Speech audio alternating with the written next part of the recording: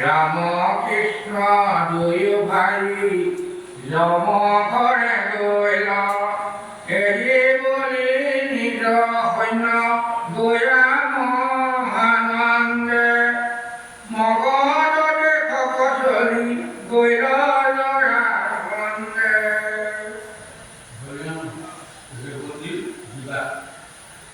হয়াবে পৰিচিত কথা অনুপাম যেন মতে বিবাহ কৰি হৰি ৰাম